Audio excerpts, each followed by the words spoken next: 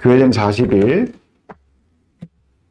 제2부 성전된 나 21일차 성령의 법에 관한 주제로 하나님의 말씀을 같이 나누도록 하겠습니다. 예. 그 하나님 나라에는 법이 있어요. 그것을 우리는 소위 율법이라고 부르죠. 그런데 이 법은 하나님의 뜻대로 운영이 되어야 합니다. 이것을 이제 우리는 성령의 법이라고 부르죠.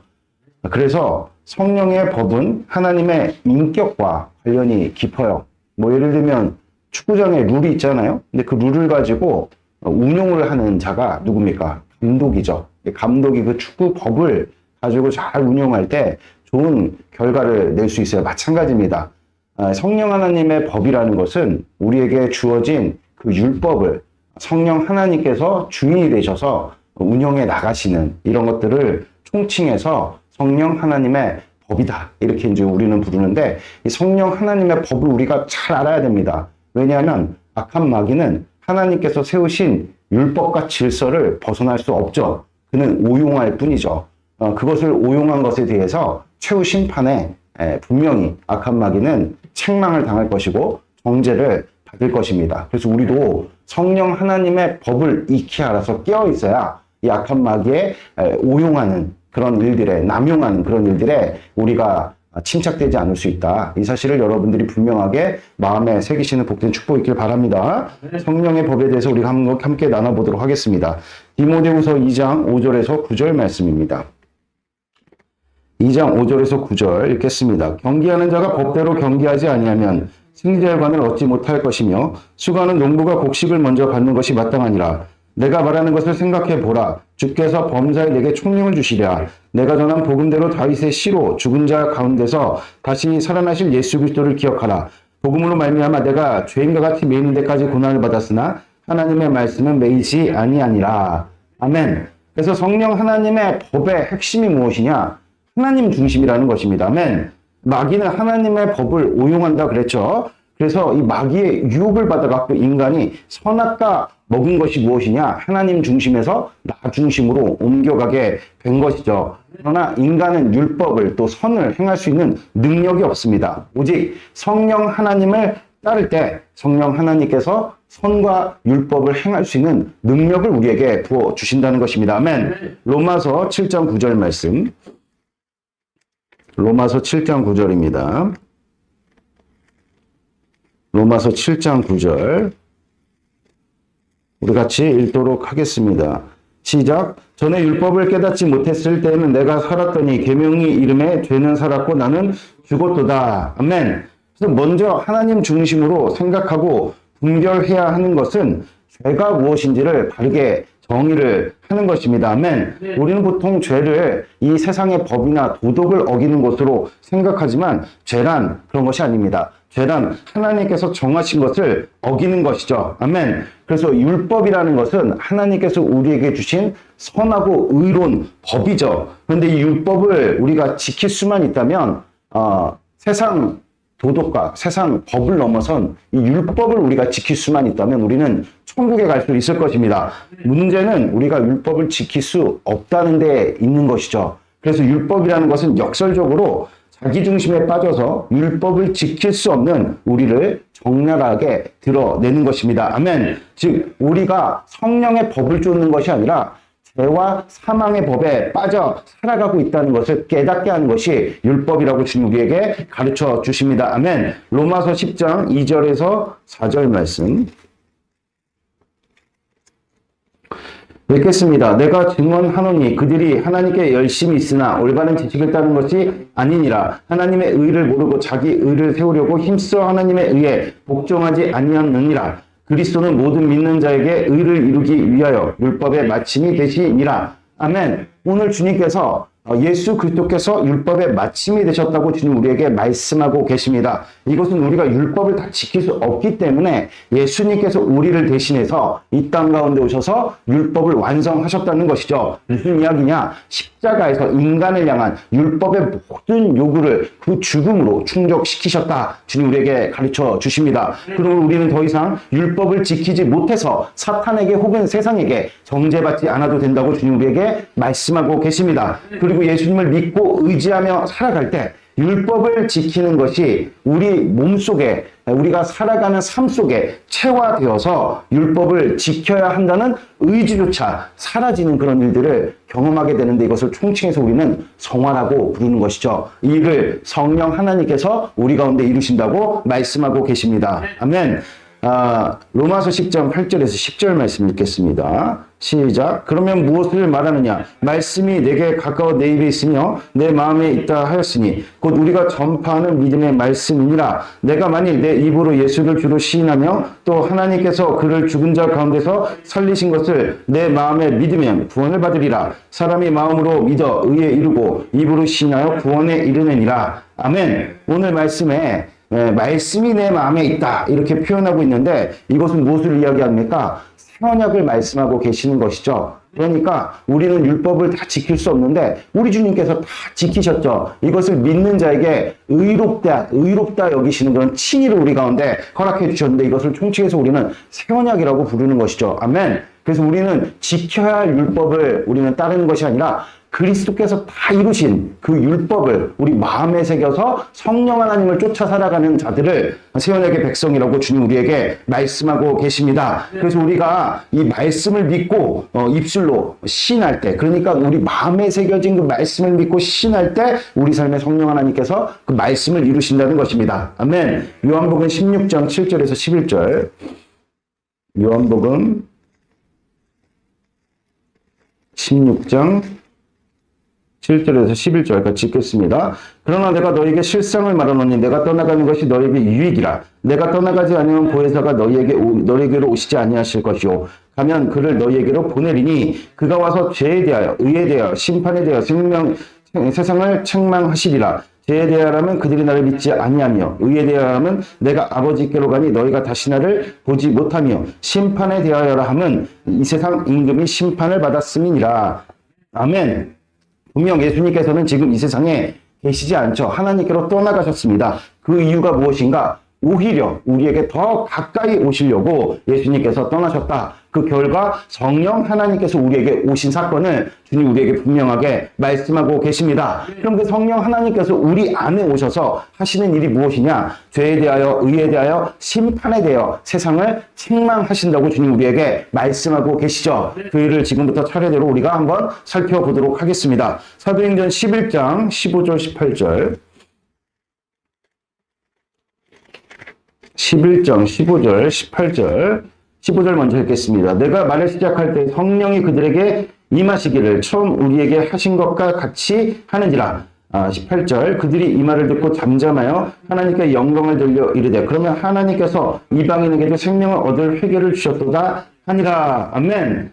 오늘 말씀을 믿어서 죄에서 돌이킬 때 성령이 그들에게 임하셨다. 이것은 성령 세례를 의미하는 것이죠. 성령 세례는 신자가 예수 그리스도께, 즉 성령 하나님께 우리의 인격을 맡겨드리는 것을 의미하는 것입니다. 이것이 지속 반복되는 것을 성령 충만이다 이렇게 우리는 부르는 것이죠. 그래서 이것이 성령 충만함이 우리 삶 가운데 지속될 때 우리 안에 새로운 인격이 형성되게 되는데 그 인격이 바로 예수 그리스도의 인격이라고 주님 우리에게 말씀하고 계십니다. 이 일이 우리 가운데 일어났다면 그것이 바로 새 생명을 얻은 것이라고 주님 우리에게 말씀하고 계십니다. 이것이 바로 죄에 대하여 성령 하나님께서 우리의 삶 가운데 이루시는 일이라고 주님 우리에게 말씀하고 계십니다.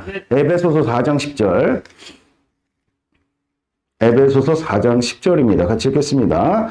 내리셨던 그가 곧 모든 하늘 위에 오르신 자니 이는 만물을 충만하게 하려 하심이니라. 아멘. 그러니까 성령 하나님께서 우리 가운데 하시는 일이 무엇인가 봤더니 하나님의 의를 이루신다고 주님 우리에게 말씀하고 계시죠. 이것이 바로 예수님께서 우리를 떠나신 이유라고 주님 우리에게 말씀하고 계십니다. 예수님께서는 우리 가운데 하나님의 의를 이루시기 위해서 이 땅 가운데 오셨습니다. 근데 그 하나님의 의가 무엇인가 봤더니 만물을 충만하게 하는 일이라고 주님 우리에게 말씀하고 계시죠. 그래서 예수님은 그 만물을 충만하게 하시기 위해서 그것을 주님께서 에베소서 1장 23절에 보니까 주님께서 만물을 충만하게 하시는 이가 예수 그리스도신데 그것을 어떻게 충만하게 이루시느냐? 교회의 머리가 되셔서 교회를 통해 성령 하나님을 부어주심에 그 교회를 통해서 생명 하나님이 만물로 이렇게 흘러가는 그 일을 통해서 만물을 충만케 하신다. 그러니까 성령 하나님이 하시는 일이 무엇이냐? 하나님의 의, 만물을 충만케 하시는 그 일을 교회를 통해서 주님 우리에게 이루어 주신다고 주님 우리에게 말씀하고 계십니다. 이것이 바로 의에 대해서 성령 하나님께서 이루시는 일입니다. 아멘. 요한복음 12장 31, 32. 요한복음 12장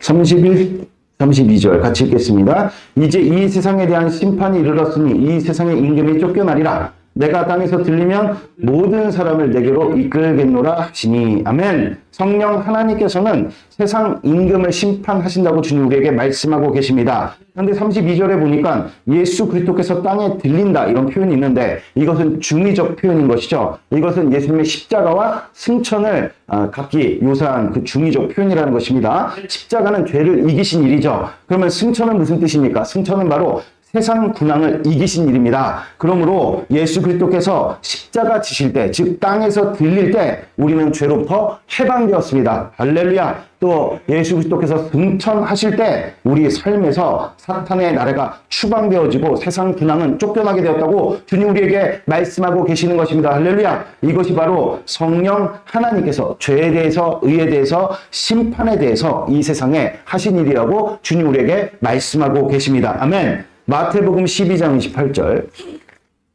마태복음 12장 28절입니다.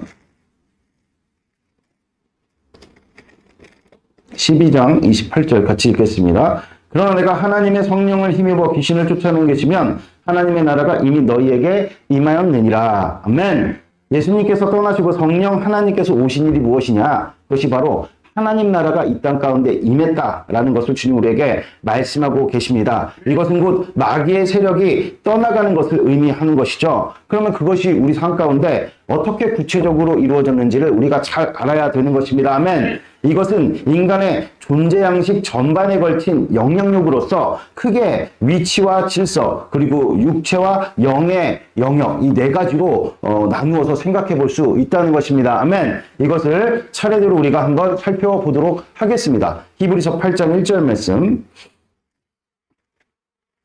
히브리서 8장 1절 같이 읽겠습니다. 시작. 지금 우리가 하는 말의 요점은 이러한 대제사장이 우리에게 있다는 것이라. 그는 하늘에서 지극히 크신 이의 보좌 우편에 앉으셨으니. 아멘. 그러니까 하나님 나라가 임했다는 것은 우리의 위치가 회복이 되었다고 주님 우리에게 말씀하시는 것입니다. 아멘. 그럼 어떻게 위치가 회복이 되었느냐? 예수 그리스도께서 지금 하늘 보좌 우편에 대제사장으로 앉아 계십니다. 근데 그 예수님이 성령 하나님 안에 우리 가운데 오셨으니 바로 우리의 위치가 보좌 우편의 위치로 회복되었음을 주님 우리에게 말씀하고 계십니다. 이것이 바로 성도의 지위인 것입니다. 이것이 지금 회복되었다고 주님 우리에게 말씀하고 계십니다. 아멘. 요한일서 2장 27절.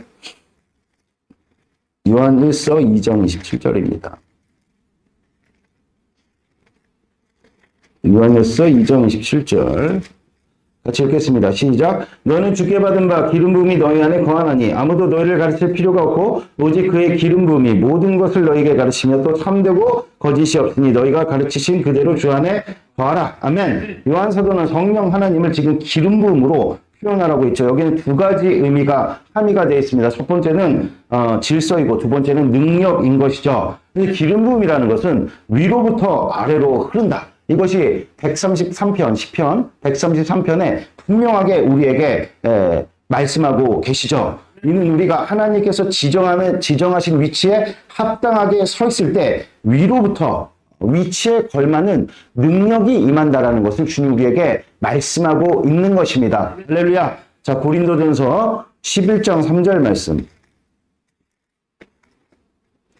고린도전서 11장 3절 같이 읽도록 하겠습니다. 그러나 나는 너희가 알기를 원하노니 각 남자의 머리는 그리스도여 여자의 머리는 남자여 그리스도의 머리는 하나님이 신이라. 아멘. 하나님께서는 이렇듯 세상을 질서 있게 세우셨다고 주님 우리에게 가르쳐 주십니다. 최초 인간이 하나님을 거역한 것은 하나님께서 이렇듯 세우신 질서를 무시하는 데서부터 비롯되었다고 주님 우리에게 말씀하고 계시죠. 그래서 하와가 뱀의 유혹을 느꼈을 때 하와는 스스로 결정할 것이 아니라 남편이, 그 질서를 쫓아 남편이 아담에게 의뢰를 했어야 했다고 주님 우리에게 깨우쳐 주십니다. 이를 무시한 것이 선악과를 먹게 했다고 주님 우리에게 말씀하고 계시는 것이죠. 그래서 이 무너진 질서를 하나님께서는 회복하기를 원하십니다. 아멘. 그러므로 교회 안에서 신부인 교회가 신랑인 그리스도께 순종하는 것은 각자 교회에서 주어진 위치에서 그 질서를 따를 때 기름 부으심이 성령 하나님이 우리 가운데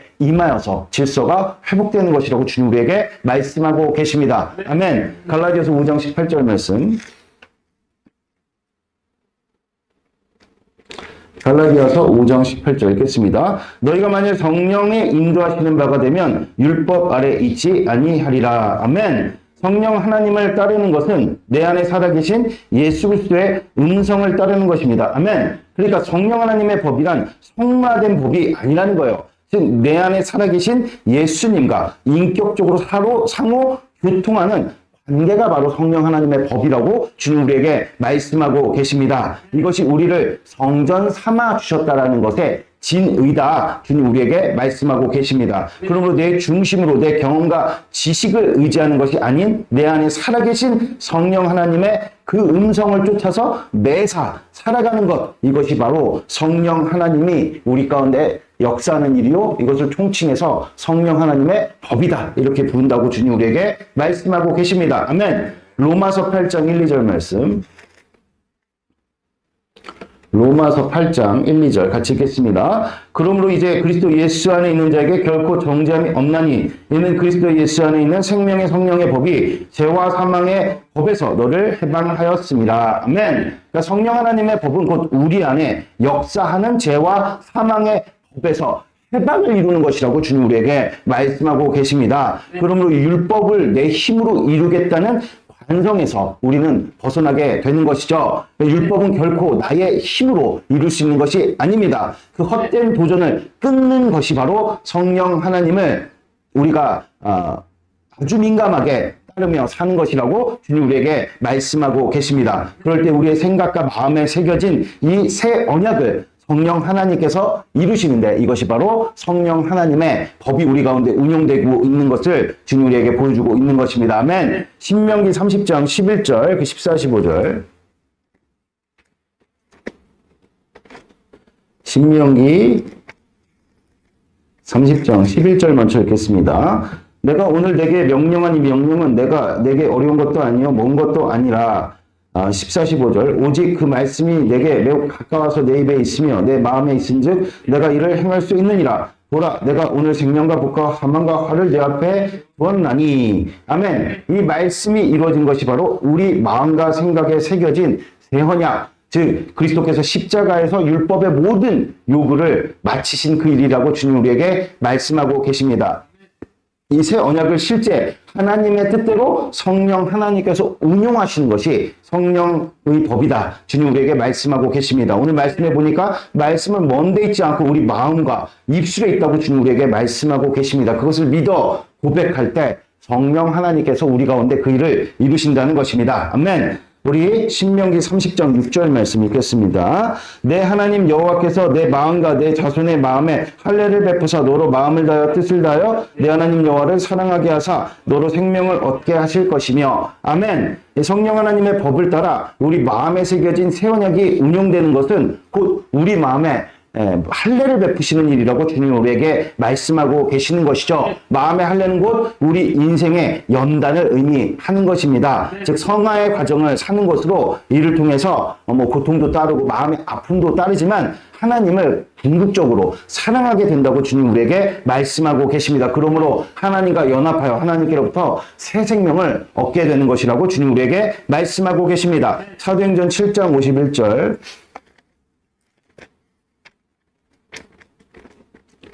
사도행전 7장 51절입니다.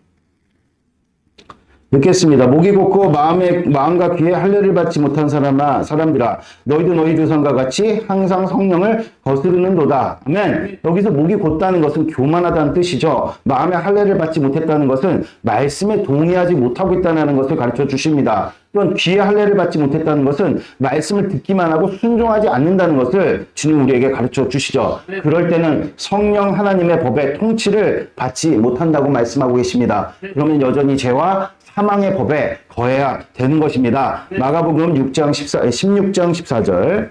마가복음 16장 14절.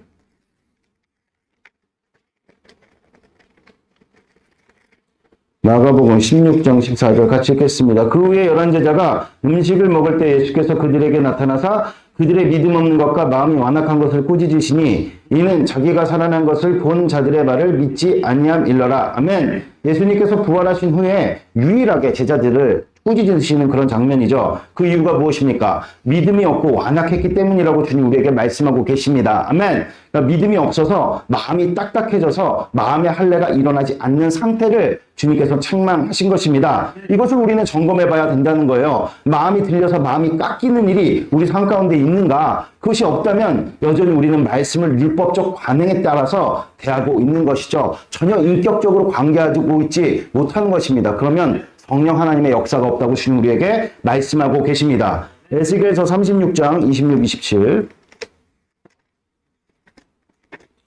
에스겔서 36장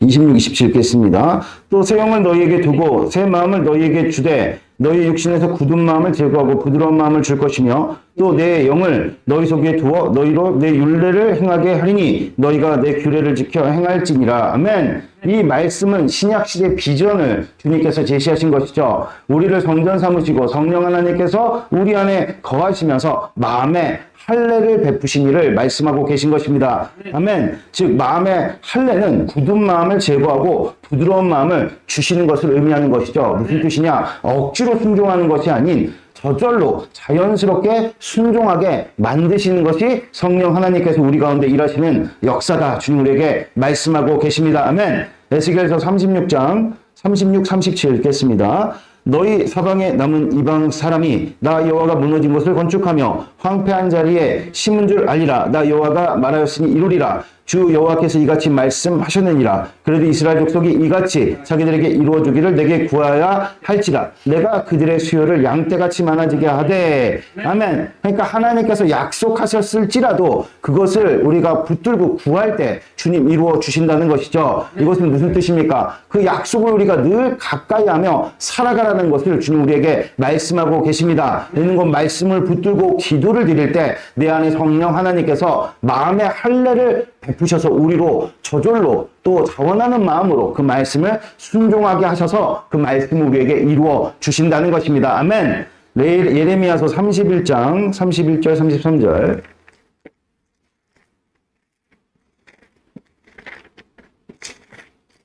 읽겠습니다. 여호와의 말씀이니라. 보라 날이 이르리니 내가 이스라엘 집과 유다의 집에 새 언약을 맺으리라. 이 언약은 내가 그들의 조상들의 손을 잡고 애굽 땅에서 인도하여 내던 날에 맺은 것과 같이 아니할 것은 내가 그들의 남편이 되었어도 그들이 내 언약을 깨뜨렸습니다. 여호와의 말씀이니라. 그러나 그날 후에 내가 이스라엘 집과 맺을 언약은 이러하니 곧 내가 나의 법을 그들의 속에 두며 그들의 마음에 기록하여 나는 그들의 하나님이 되고 그들은 내 백성이 될 것이니라. 여호와의 말씀이니라. 아멘. 그래서 성령 하나님의 법이란 우리의 마음과 생각에 새겨진 새 언약이 우리 안에서 이루어지는 것을 주님 우리에게 말씀하고 계시는 것이죠. 그러므로 우리는 이제 하나님의 백성이 되었다고 주님 우리에게 가르쳐 주십니다. 즉 예수님께서 십자가에서 율법의 모든 요구를 완성시키신 그 일이 우리 안에서 이루어지는 것이죠. 즉 새 언약이 우리 가운데 이루어지는 것입니다. 그러므로 비록 우리가 이 땅에서 여전히 죄된 현실이 있지만 그럼에도 세상으로부터 사탄으로부터 정죄받지 않게 되었다고 주님 우리에게 말씀하고 계십니다. 왜냐하면 성령 하나님께서 예수 그리스도께서 이루신 그 새 언약의 모든 일들을 우리 안에서 우리 삶 모든 영역에서 이루시기 때문이라고 주님 우리에게 말씀하고 계시는 것입니다. 아멘. 마태복음 10장 19절에서 20절. 마태복음 10장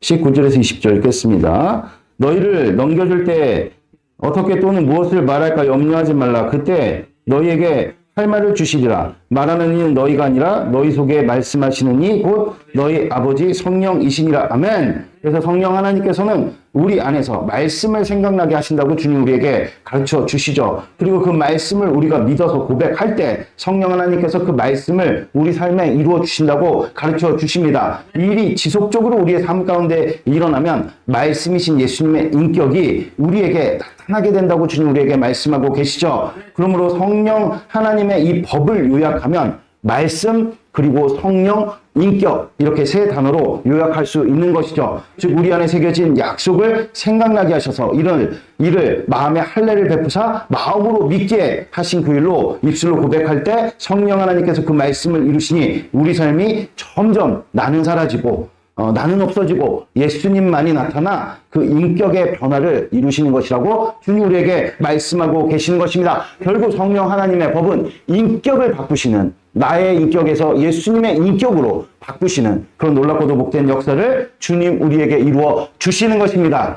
그것이 바로 우리를 성전 삼아 주신 일이라고 주님 우리에게 말씀하고 계시는 것입니다. 자, 마지막으로 고린도전서 3장 16절 같이 읽도록 하겠습니다. 읽겠습니다. 너희는 너희가 하나님의 성전인 것과 하나님의 성령이 너희 안에 계시는 것을 알지 못하느냐. 아멘. 요한일서 3장 24절에 성령 하나님 안에서 예수님께서 우리 안에 오셨다고 분명하게 말씀하고 계시죠. 즉 성령 하나님은 예수님의 인격으로서 우리 안에 계시는 것이라고 주님 우리에게 말씀하고 계십니다. 그러므로 우리는 늘 성령 충만함을 구해야 한다고 주님 우리에게 말씀하고 계십니다. 그럴 때 우리 삶 곳곳에서 성령이 충만케 하시는 그 일을 우리가 경험하게 된다는 것이죠. 그래서 예수님은 이를 믿는 자에 배에서 생수가 흘러나가는 것이라고 우리에게 가르쳐 주셨습니다. 그러므로 우리 삶의 모든 곳에서 성령 하나님의 역사로 인해 생명이 넘치게 되는 것입니다. 할렐루야. 아멘. 여기서 끊어주세요. 다 같이 우리 기도 드리도록